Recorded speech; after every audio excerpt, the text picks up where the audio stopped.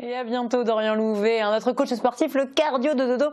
Wow, j'ai souffert pour ce pauvre garçon. Ça avait l'air bien dur le fractionner. Et eux, ils font souffrir notre ordinateur. Ce sont les virus informatiques. Alors comment s'en protéger? Je vais poser la question à notre passionnée informatique de Génération Geek, Marjorie Glénisson. Coucou Marjorie, comment ça va?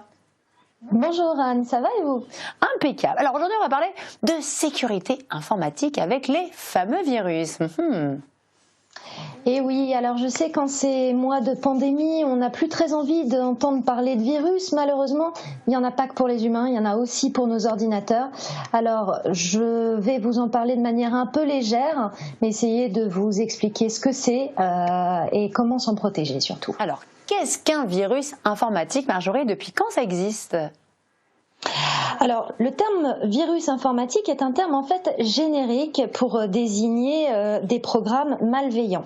Alors, le premier date de 1986 et en fait, il a infecté l'ARPANET, l'ancêtre de notre Internet.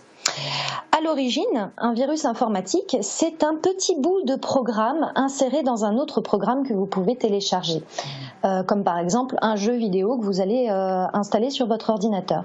Et au contact de vos données et de vos autres programmes, il va se multiplier, se répandre et infecter l'entièreté de votre machine. Aujourd'hui, on a plusieurs catégories de virus qui existent. Ça peut aller de la simple blague au logiciel qui fait vraiment mal, qui pique vos données et qui vous fait du chantage. Alors pourquoi est-ce qu'ils existent ces virus en fait? Dans quel but ils ont été créés à part nous faire mal ou nous faire de mauvaises petites blagues? Eh bien en fait au début c'était dans un but scientifique ou ludique, en tout cas en termes d'expérimentation. Le but c'était de faire en sorte que un programme puisse s'intégrer dans un autre et se multiplier, voire se multiplier en se modifiant. Un peu comme nos virus humains en fin de compte. Est-ce qu'il y a beaucoup de virus informatiques en fait? Est-ce que c'est vraiment une menace aujourd'hui, Marjorie? Alors aujourd'hui, évidemment, c'est une menace. À l'époque où ils ont été créés, on était beaucoup moins nombreux à utiliser un ordinateur. Il n'y avait pas encore l'Internet qu'on connaît aujourd'hui. Donc forcément, il y avait moins d'interaction entre les machines, donc forcément moins de virus. Aujourd'hui, on est très nombreux, on a beaucoup de machines, donc les virus ont explosé en termes de quantité. Mais avec leur explosion est venue l'explosion des antivirus aussi, qui sont beaucoup plus performants et beaucoup plus utilisable par tout le monde. Alors donnez-nous quelques bons conseils pour nous protéger de ces vilains virus. C'est vrai que là l'antivirus ça nous vient tout de suite et puis on a tendance à se dire on va installer plein pour vraiment se protéger au maximum. C'est pas forcément la solution. C'est pas forcément la solution. Et d'ailleurs, le premier conseil que je vais vous donner, c'est même pas trop de l'informatique, c'est du bon sens. Je vais vous demander de faire comme vous feriez si vous ouvriez la porte.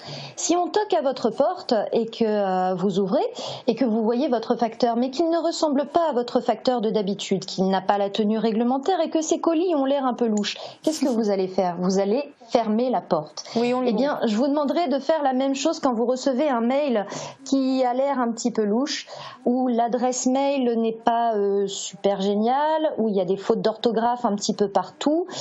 Voilà, qu'est-ce que vous allez faire? Vous allez tout de suite marquer ce mail comme indésirable, ne pas l'ouvrir et le supprimer. C'est la bonne chose à faire, ça vous débarrassera de la plupart des virus. Voilà, les mails, on reçoit 1 million d'euros, voilà, vous avez gagné 1 million d'euros, mais avec 12 fautes à millions. Oui, voilà. J'ai été très déçue quand j'ai su que c'était un fake. Sinon, en ce qui concerne les antivirus, je vous conseille d'en installer un seul. 4 ou 5, ça n'est pas nécessaire. D'ailleurs, ça va être contre-productif. Aujourd'hui, vous pouvez avoir des antivirus qui sont livrés avec votre machine et qui sont très performants. Vous en avez aussi des gratuits ou des payants. Il n'y a pas vraiment de meilleur antivirus au monde, c'est selon vos besoins. Essayez de vous faire conseiller par votre informaticien local.